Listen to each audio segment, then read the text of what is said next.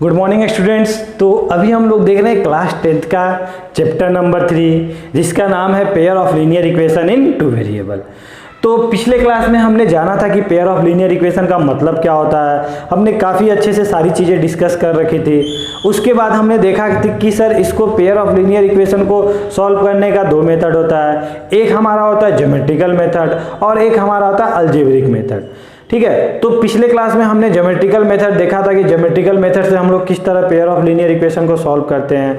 आज हम देखने वाले हैं अलजेब्रिक मेथड से किस तरह हम लोग पेयर ऑफ लीनियर इक्वेशन को सॉल्व करते हैं। ओके, इसमें भी सर 3 मेथड है। एक हमारा सब्स्टिट्यूशन मेथड है, एक हमारा एलिमिनेशन मेथड है और एक हमारा क्रॉस मल्टीप्लिकेशन मेथड है।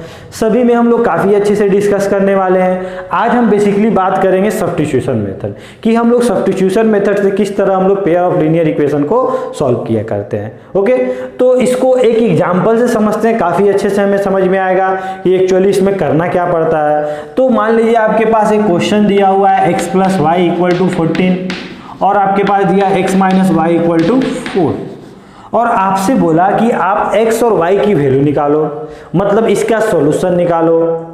ओके, अब सर सॉल्यूशन का मतलब क्या होता है? आपको पता हो कि सर ये हमारा क्या है, ये linear equation in two variable.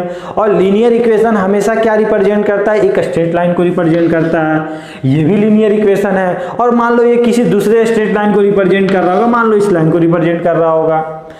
तो सॉल्यूशन का मतलब क्या होता है? तो पिछले क्लास में हमने देखा था कि सॉल्यूशन का मतलब सिर्फ मात्र इतना होता है कि जब हम लोग x और y की वैल्यू निकालते हैं तो हम वो x और y की वैल्यू की बात कर रहे होते हैं जो क्या होता है, इस इक्वेशन को भी और इस इक्वेशन को भी क्या हो रहा होता हो, सेटिस्फाइड कर रहा होता हो। मतलब इस लाइन और इस लाइन दोनों को क्या हो रहा होता हो, सेटिस्फाइड कर रहा होता हो। तो आपसे अगर मैं पूछूं कि कौन सा ऐसा पॉइंट है जो दोनों को सेटिस्फाइड कर रहा होगा, तो आप क्या बोलोगे? ये वाला बोलोगे क्या? ये वाला बोलोगे क्या? कौन सा बोलोगे? आप क्या बोलोगे? सर यही बोलोगे ना, यही वाला पॉइंट है ना सर जो दोनों को सेटिस्फाइड कर रहा होगा। मतलब जो हमारा x और y निकल के आता है वो क्या निकल के आता है? ऐसी वैल्यू जो इसमें भी पुट करे तो भी सेटिस्फाइड करेगा, इसमें भी पुट करे तो भी सेटिस्फाइड करेगा। ठीक है, अब इसको हम लोग 2 स्टेप में डिवाइड करते हैं। स्टेप 1 में हम लोग क्या करते हैं, इसको सॉल्व करने के लिए हम लोग कुछ नहीं करते, हम लोग एक वेरिएबल को दूसरे वेरिएबल के टर्म में लिख देते हैं। एक वेरिएबल को दूसरे वेरिएबल के टर्म में लिख देते हैं। मतलब यहाँ पे कितना वेरिएबल दिख रहा है? x y दिख रहा है। तो एक काम करते हैं, मान लो अगर इसमें दोनों इक्वेशन में से किसी भी इक्वेशन को, इसको हम नाम दे दिए, एक नाम दे दिए 1, इसको नाम दे दिए 2। ठीक है, तो मान लो इक्वेशन 1 में से हम लोग क्या करेंगे, एक वेरिएबल को दूसरे वेरिएबल के टर्म में रिप्रेजेंट कर दिए। मतलब मान लो अगर x + y था हमारे पास = 14 था, तो हम x को क्या लिख दिए, हम लोग y के टर्म में लिख दिए। y के टर्म में लिखना मतलब क्या हुआ, x अकेला इधर है और बाकी सबको उधर भेज दिया। ओके, और सेकेंड स्टेप में क्या करते हैं, स्टेप 2 में कुछ नहीं करते हैं हम लोग। उसमें क्या करते हैं, जो भी हमारा यहाँ से निकल के आया एक वेरिएबल, उसको हम लोग दूसरे इक्वेशन में पुट कर देते हैं। अगर यहाँ से आप रिप्लेस करते तो इसमें पुट करते और यहाँ से रिप्लेस किए तो इसमें पुट करोगे। मतलब क्या सर? मतलब ये कि अगर इसको हम बोलते हैं इक्वेशन 3, तो इक्वेशन 3 का वैल्यू हम लोग इक्वेशन 2 में पुट कर दिया करते हैं। मतलब पुट 3 in 2। ठीक है, तो क्या होगा सर, आज यहाँ x का वैल्यू क्या है, यहाँ पे 14 - y है। x कहाँ दिख रहा है? x यहाँ दिख रहा है सर। तो x की जगह हम लोग क्या पुट करेंगे, 14 - y और यहाँ पे क्या आया, -y = 4। ठीक है, अब यहाँ से अगर y की बात करें तो क्या होगा, 14। अगर 14 को उधर लेके जाते हो तो कितना हो जाएगा, 4 - 14 और -y बोले तो -2y।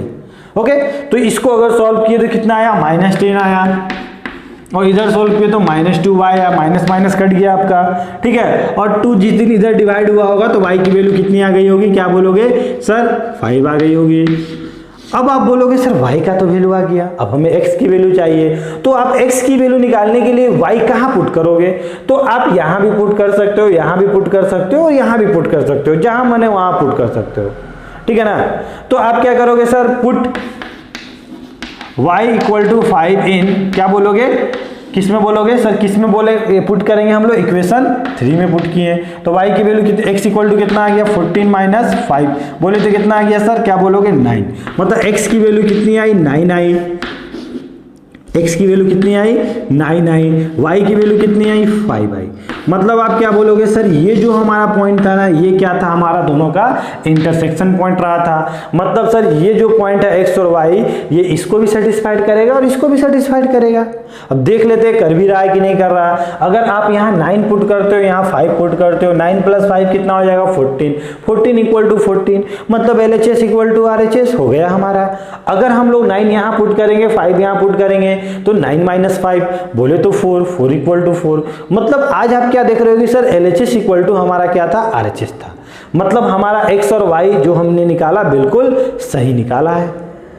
बात समझ में आई? तो इस तरह हम लोग क्या करते हैं, इसको हम लोग 2 मेथड, एक नाम यहाँ भी बोल सकते हो कि सर इसको आप एक नाम दे दीजिए स्टेप 3, ज़्यादा अच्छा रहेगा, ठीक है ना। स्टेप 3 बोल दो, मैंने 3 मेथड में डिवाइड कर दिया और भी आसान हो गया, ठीक है। तो फर्स्ट मेथड में हमने क्या किया, एक वेरिएबल को दूसरे वेरिएबल के टर्म में लिखा। सेकेंड स्टेप में क्या किया, एक वेरिएबल जो भी हमारा आया था उसको दूसरे में पुट कर दिया, यहाँ से निकाले यहाँ पुट कर दिए, यहाँ से निकालते तो यहाँ पुट करते।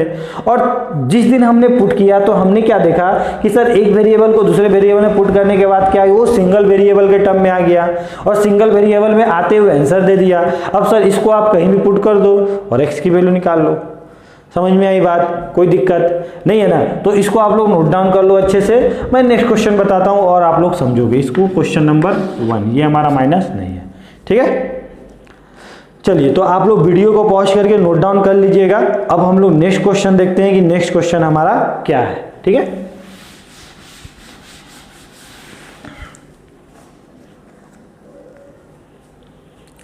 नेक्स्ट क्वेश्चन हमारा है question number second. Question number second है कि कभी अगर आपको 0.2x + 0.3y = 1.3, okay, 0.4x + 0.5y = 2.3, अगर कभी ऐसा दिया होता तो आप लोग किस तरह निकालते?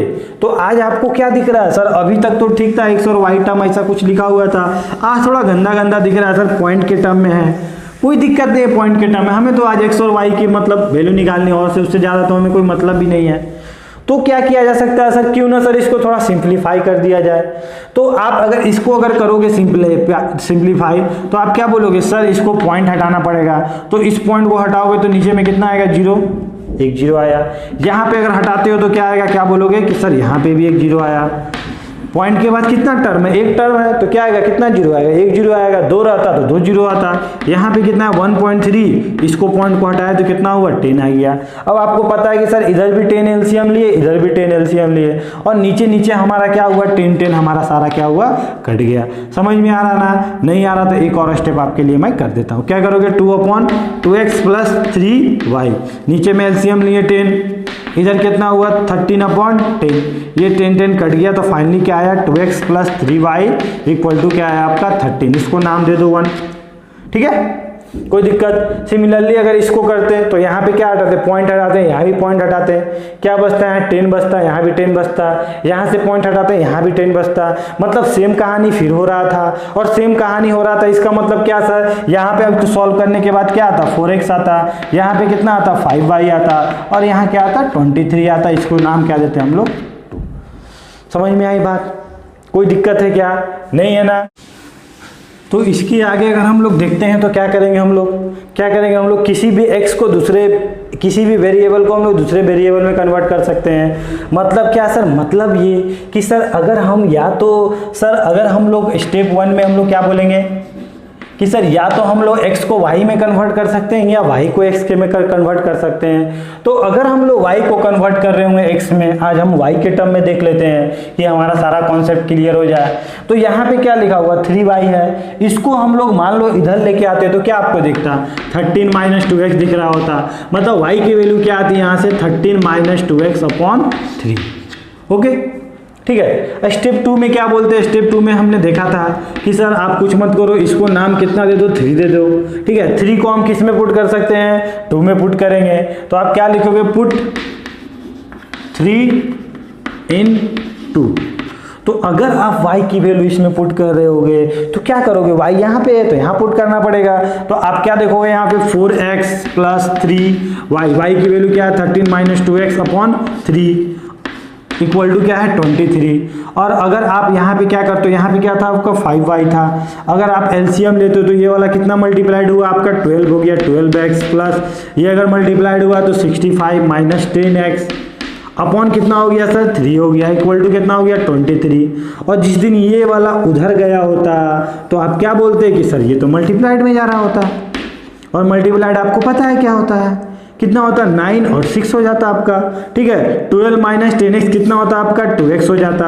ये 65 कांस्टेंट टर्म को अगर उधर लेके जाते तो क्या मिलता आपको, यहाँ पे 65 दिख रहा होता, मतलब क्या सर यहाँ पे 4/2x, मतलब x इक्वल टू क्या आता आपका 2 आ रहा होता। मतलब आज आपको क्या मिला, x की वैल्यू 2 मिली।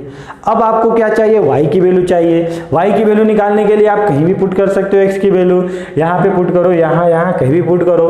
तो आज हम लोग स्टेप 3 में क्या करेंगे, पुट y इक्वल टू 2 इन 3 बोल दो, ठीक है। तो क्या करोगे आप, y equal to 13 minus 2 into 2 upon क्या बोलोगे 3। मतलब सर 13 माइनस 2 तो 4 कितना हो गया 9 हो गया, और 9 माइनस 9/3 कितना हो गया 3 हो गया।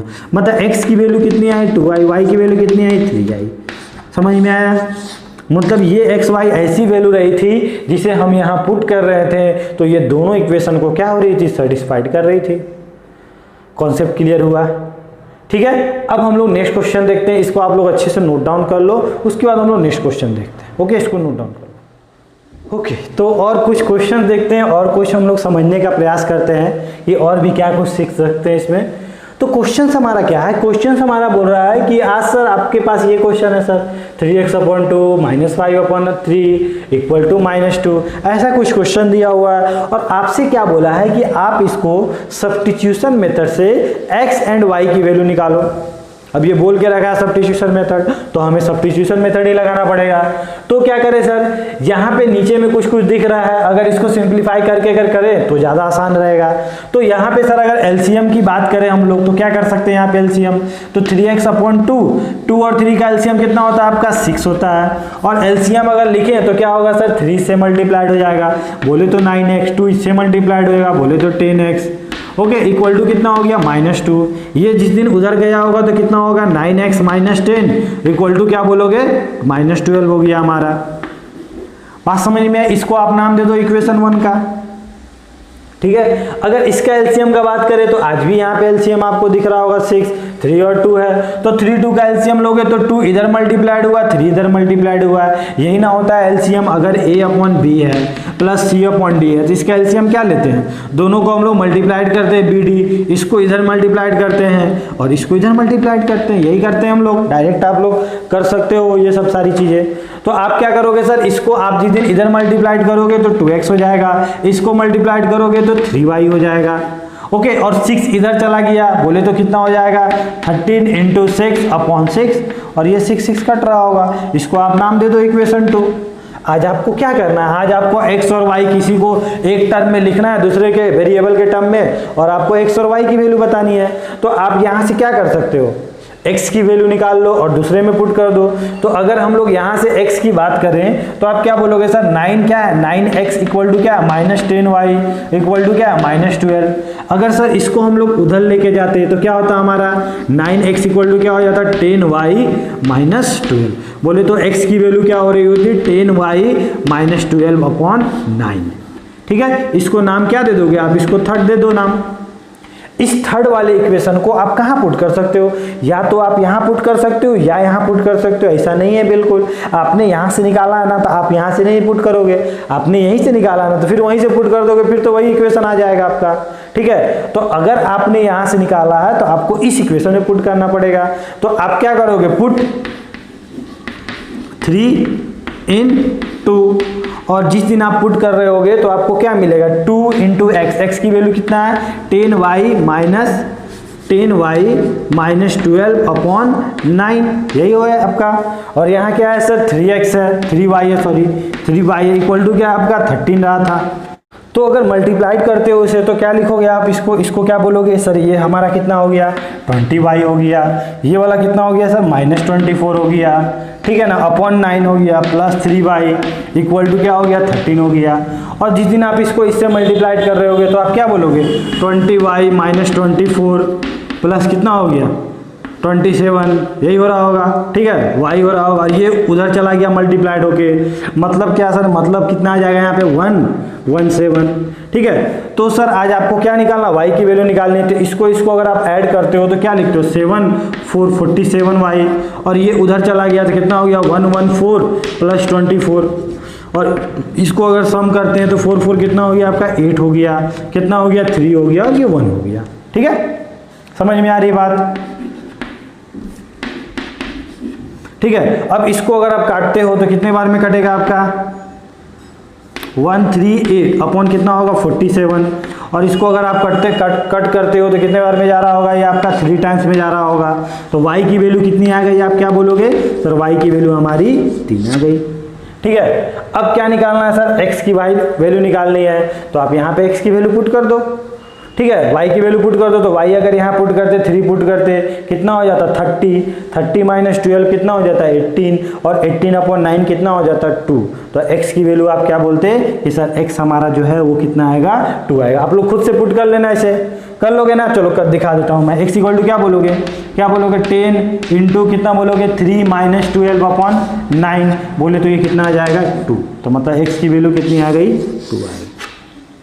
समझ में आई बात। तो इस तरह हम लोग सब्स्टिट्यूशन मेथड का यूज करके क्वेश्चंस को सॉल्व करते हैं। ठीक है, चलिए नेक्स्ट क्वेश्चन देखते हैं हम लोग। इसको आप लोग वीडियो को पॉज करके नोट डाउन कर लीजिएगा आप लोग। ठीक है, नेक्स्ट क्वेश्चन हमारा क्या है कि अगर सर हमारा क्वेश्चन इस फॉर्म में दिया रहे, इस फॉर्मेट में दिया रहे, तब क्या करेंगे सर, सब्स्टिट्यूशन मेथड से बनाना है। आज भी वही काम करेंगे, x को y में लिखेंगे या y को x में लिखेंगे।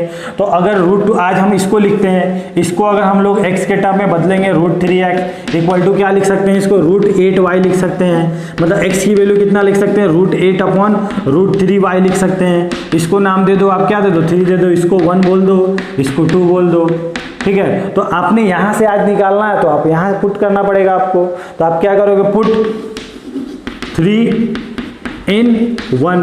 अगर 1 में पुट कर रहे हो तो आप क्या बोलोगे सर, √2 इंटू क्या बोलोगे, √8 अपॉन √3 क्या बोलोगे सर, यहाँ पे क्या हो जाएगा सर, यहाँ पे हमारा x हो जाएगा। x की वैल्यू तो हमने पुट कर दिया यहाँ पे।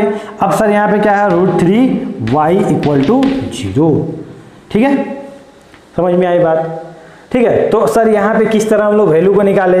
तो अगर आपको यहाँ पे समझ में आ रहा है कि सर यहाँ पे, सॉरी यहाँ y भी था, तो यहाँ पे आपको दिख रहा होगा सर y अगर हम कॉमन लेते हैं तो यहाँ पे क्या दिखेगा, ये दोनों मल्टीप्लाइड हो गया तो कितना हो गया 16 के रूट के अंदर बाहर आया तो कितना हुआ 4 हो गया। लिख सकते हैं ना, इसको 16 लिख सकते हो, अपन √3 लिख सकते हो, यहाँ क्या लिख सकते हो, √3 लिख सकते हो इक्वल टू 0।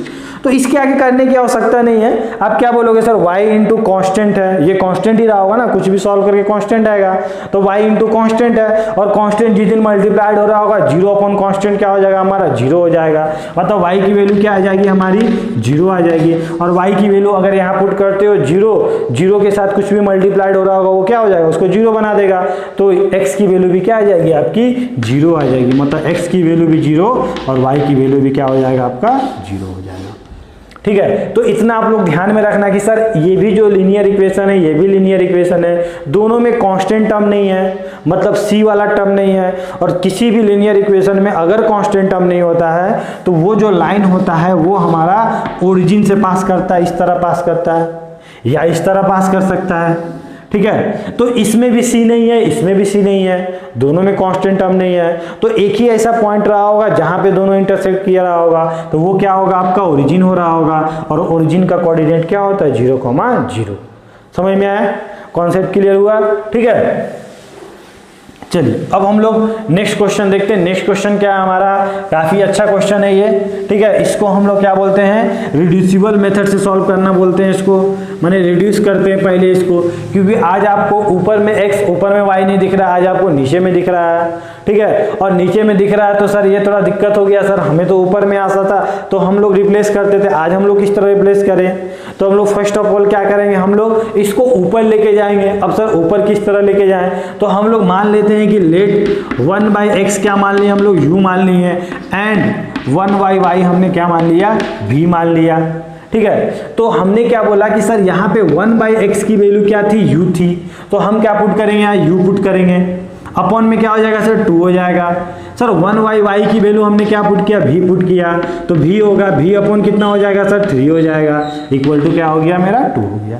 और इसको सॉल्व करते हैं तो ये वाला इधर गया, ये वाला इधर गया, मतलब क्या हो गया 3u + 2v, और नीचे में कितना बना 6 बना, 6 उधर गया तो कितना हो गया आपका 12 हो गया। समझ में आ रही है ना बात? तो इसको आप क्या बोल दिए, इक्वेशन 1। कॉन्सेप्ट क्लियर हुआ? ठीक है, आज आपने क्या किया, पूरे लीनियर इक्वेशन को u एंड v के टर्म में आपने क्या किया, उसके रिप्लेस कर दिया।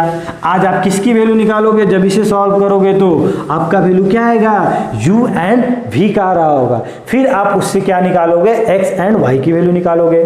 बात समझ में आ रही है? तो सर क्या करें, सेकेंड इक्वेशन को अगर बदलते तो क्या लिखते हैं, u/3 लिख रहे होते, फिर क्या लिखते हैं सर v/2 लिखते, यही लिखते हैं हम लोग, और यहाँ क्या लिखते 16/13/6। अगर एलसीएम लेते, ये वाला इधर गया तो कितना हो गया 2u, ये इधर गया तो कितना हो गया 3v अपॉन कितना हो गया सर 6 हो गया, 13/6।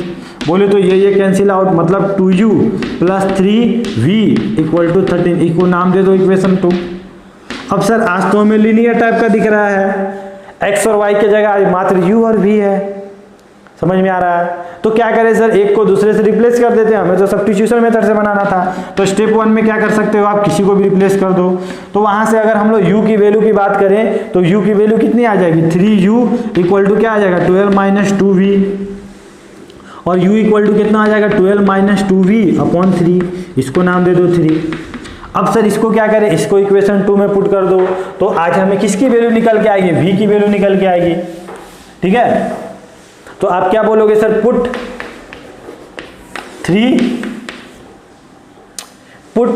3 इन 2, तो अगर उसमें पुट करते हैं तो क्या होता, 2 × 12 - 2v/3 क्या हो जाता है, यहाँ पे आप क्या बोलते हैं सर, यहाँ पे 3v = 13, तो ये इससे मल्टीप्लाइड हुआ कितना हो गया 24 - 4v। ठीक है, ये अगर इससे मल्टीप्लाइड हो रहा होता तो कितना हो जाता 9v, और नीचे में क्या आता आपके एलसीएम 3 = 13, यही हो रहा होता। इसको सर उधर लेके जाते हैं हम लोग तो कितना हो जाता,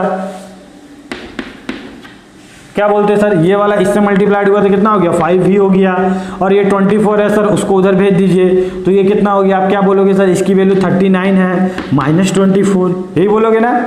और ये इससे माइनस होगा तो कितना बनेगा, आप क्या बोलोगे सर, कितना हो गया 5 हो गया आपका, और ये कितना हो गया 1, मतलब आप क्या बोलोगे सर 5v = 15, मतलब v = कितना आ गया हमारा 3 आ गया। समझ में आया? अब v = 3 आ गया तो u = कितना आ गया 12 - 2 × 3/3, मतलब कितना आ गया सर 12 - 6 कितना हो गया 6/3 कितना हो गया 2 आ गया। लेकिन बच्चे यहाँ पे क्या करते हैं, यहाँ पे बहुत बड़ा मिस्टेक कर देते हैं बच्चे कि यहीं तक बच्चे सॉल्व करके एग्जाम में छोड़ देते हैं। वो सोचते हैं हमने तो लीनियर इक्वेशन सॉल्व कर दिया, लेकिन एग्जामिनर आपसे x और y की वैल्यू मांगी है, आपसे u एंड v की वैल्यू नहीं मांग रही है वो। ठीक है, तो आप इस चीज़ का काफ़ी ध्यान देना कि सर हमें क्या निकालना था, हमें x और y की वैल्यू निकालनी थी, ना कि u और v की। ये तो हम लोग खुद से माने हैं। तो आप क्या करोगे, यहाँ पे हमने क्या माना था 1/x = क्या माना था u, और u की वैल्यू कितनी आई 2।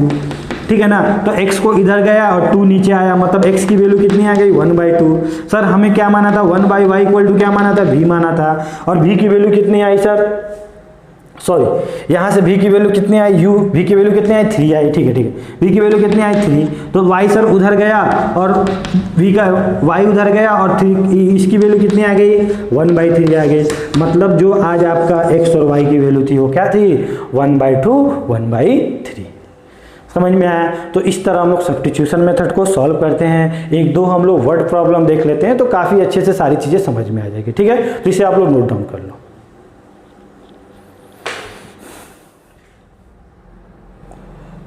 ओके तो दो क्वेश्चंस करते हैं हम लोग, काफ़ी कुछ समझेंगे इस क्वेश्चन में। एनसीईआरटी का काफ़ी अच्छा क्वेश्चन है ये, ठीक है। तो इस क्वेश्चन में हम लोग देखेंगे किस तरह से हम लोग वर्ड प्रॉब्लम से इसको हम लोग अलजेब्रिक इक्वेशन में किस तरह कन्वर्ट कर रहे हैं और फिर इसको किस तरह हम लोग सब्स्टिट्यूशन मेथड से सॉल्व कर रहे हैं, ठीक है। तो हमारा क्वेश्चन क्या है कि the taxi charge in a city, मतलब एक सिटी है उसमें किसी टैक्सी का जो चार्ज है वो क्या है, consist of a fix charge, मतलब वो किससे कंसिस्ट है, fix charge together with the charge for the distance cover. मतलब सर क्या है, मतलब ये है कि अगर आप किसी सिटी में हो और आपको एक जगह से अगर दूसरे जगह जाना पड़ रहा है, तो आप किसी अगर कार में बैठ रहे हो, किसी टैक्सी में बैठ रहे हो, तो आपको उस टैक्सी में बैठने का आपको एक कोई फिक्स अमाउंट देना पड़ेगा, मतलब वो उसमें आप बैठे उतना तो आपको पे करना ही पड़ेगा। उसके बाद आप जितना भी डिस्टेंस कवर कर रहे हो उसके अकॉर्डिंग आपको पे करना पड़ रहा है। अगर आप 5 किलोमीटर गए तो आपको कुछ पे करना पड़ रहा होगा, 10 किलोमीटर गए तो फिर कुछ पे करना पड़ रहा होगा। तो ये हमारा क्वेश्चन बोल रहा है कि the taxi charge in a city consist of a fix charge together with the charge for the distance cover, मतलब उसके साथ साथ डिस्टेंस कवर का पे करना पड़ रहा है for a distance of 10 kilometre. अगर वो किसी दिन 10 किलोमीटर डिस्टेंस किया, ट्रेवल किया, the charge paid is 105 rupees.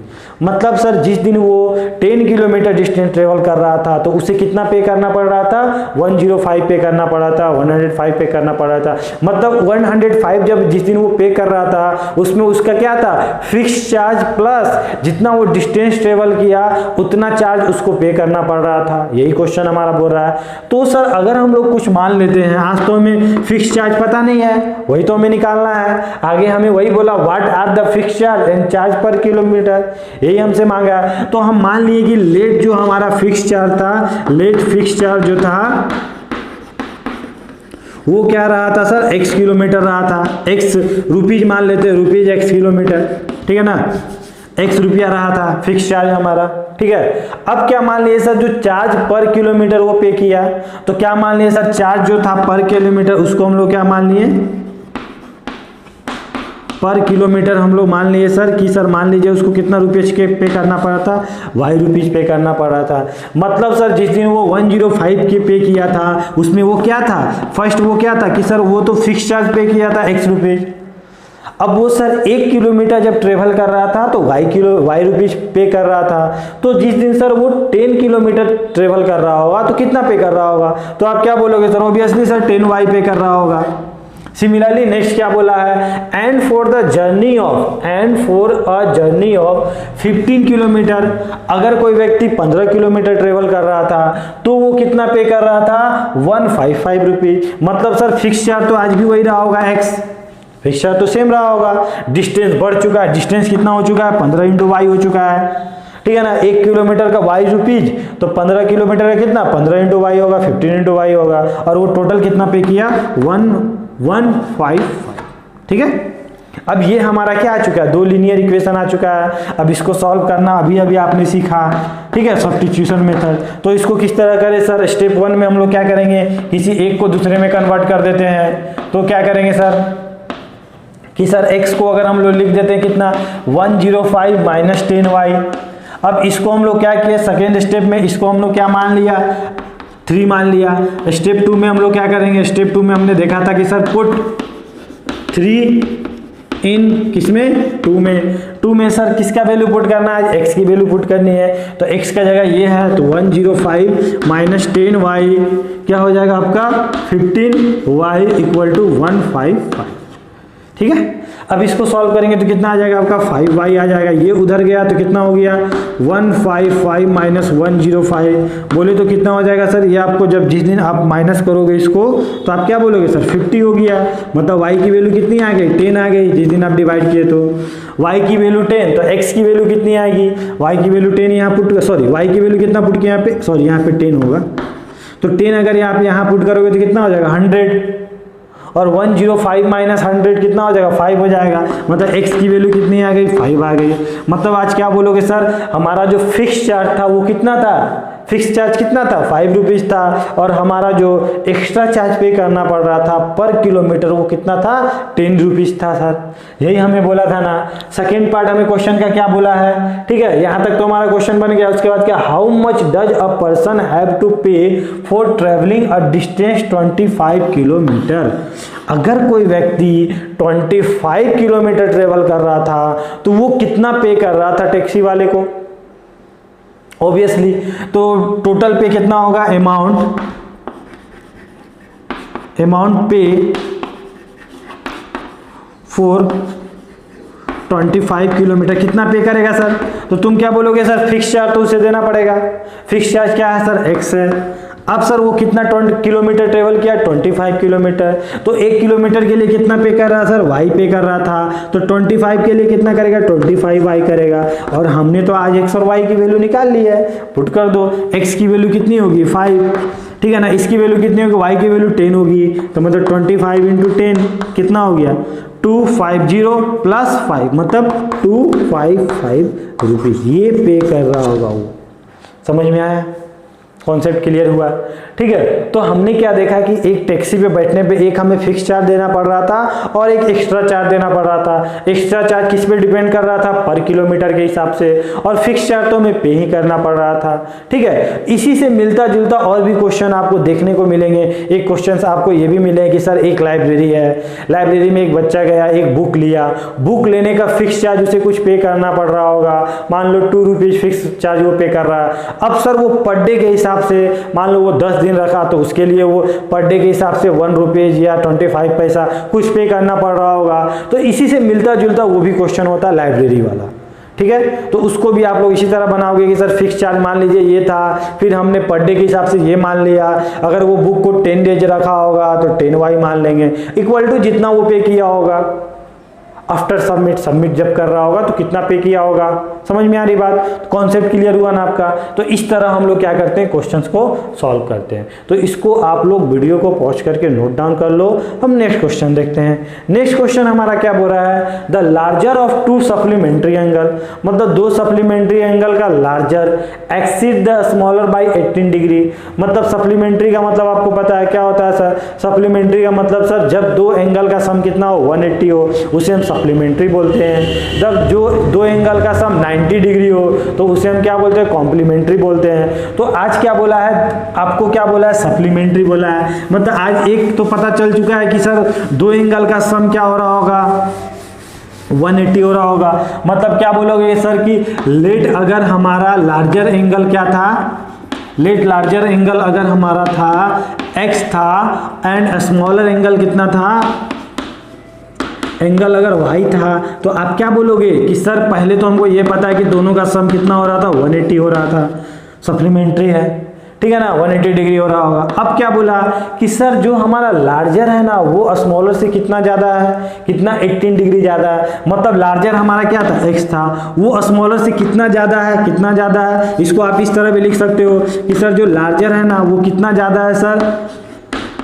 मतलब सर इस स्मॉलर को इस लार्जर के बराबर आने के लिए क्या करना पड़ेगा, इसको अपने में 18 प्लस करना पड़ेगा, क्योंकि ये तो 18 ज़्यादा था 18 ज़्यादा था, तो ये 18 ज़्यादा था और y क्या 18 कम था।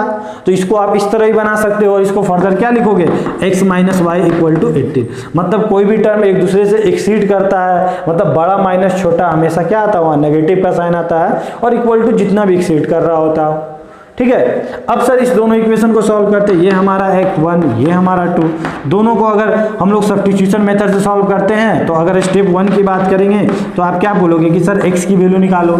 x की वैल्यू कितना आ जाएगा 180 माइनस वाई। सर स्टेप 2 में क्या करेंगे, आप पुट करो, किसको पुट करो, स्टेप 1 वाले को, इसको नाम दे देते हैं 3। तो 3 को अगर हम लोग 2 में पुट करते हैं तो क्या बोलोगे सर x की वैल्यू कितनी है यहाँ पे 180 माइनस वाई इक्वल टू 18, यही है, ठीक है। अब अगर इसको फर्दर सॉल्व करते हो तो क्या बोलोगे सर यहाँ पे कितना आ गया -2y आ गया, सर इसको उधर भेज दीजिए तो 18 माइनस कितना हो गया 180, ठीक है। तो -2y इक्वल टू कितना हो गया, आपको वो वाला माइनस कर दो, कितना हो जाएगा आपका, आप कितना बोलोगे कि सर वो वाला मेरा हो जाएगा आपको 162, कितना हो जाएगा 162 माइनस के साथ, ठीक है। कोई दिक्कत नहीं है ना, ठीक है ना। तो सर उसके बाद क्या करेंगे, उसके बाद हम लोग इसको माइनस माइनस काट देंगे, 2 से डिवाइड कर देंगे, तो कितना हो जाएगा, ये वाला 2 से डिवाइड होगा तो 81 हो जाएगा। मतलब सर जो आपका स्मॉलर एंगल था वो कितना था, y था, y क्या है आपका 81 है। अब लार्जर एंगल क्या होगा सर, ऑब्वियसली किसी को पुट कर दो आप, तो मान लो अगर 81 अगर यहाँ पे पुट करते हो, y की वैल्यू और x की वैल्यू कितनी आ जाएगी, क्या बोलोगे, एक मिनट, x की वैल्यू चाहे स्टेप इसी में पुट कर दो 3 में, तो x इक्वल टू कितना आ जाएगा 180 माइनस 81, इसको अगर माइनस करोगे कितना आ गया 9, ठीक है। यहाँ कितना आ गया आपका 17 में से 8 गया तो कितना हो गया 9, मतलब लार्जर एंगल कितना हो गया 99। मतलब ये आपका स्मॉलर एंगल था और ये आपका क्या है लार्जर एंगल। ठीक है, समझ में आई बात, कॉन्सेप्ट क्लियर हुआ आपका। ठीक है, तो इस तरह हम लोग सब्स्टिट्यूशन मेथड से हमने देखा कि किस तरह हम लोग क्वेश्चंस को सॉल्व करते हैं। उसके बाद हमने ये भी देखा कि सर इसको अगर वर्ड प्रॉब्लम में हो तो उसको हम लोग किस अलजेब्रिक एक्सप्रेशन में बनाते हैं। अब हम लोग देखेंगे नेक्स्ट क्लास में कि सर एलिमिनेशन मेथड से हम लोग क्वेश्चंस को किस तरह सॉल्व करते हैं। ओके, तो इसको आप लोग अच्छे से नोट डाउन कर लो। तब तक के लिए सभी को बाय बाय।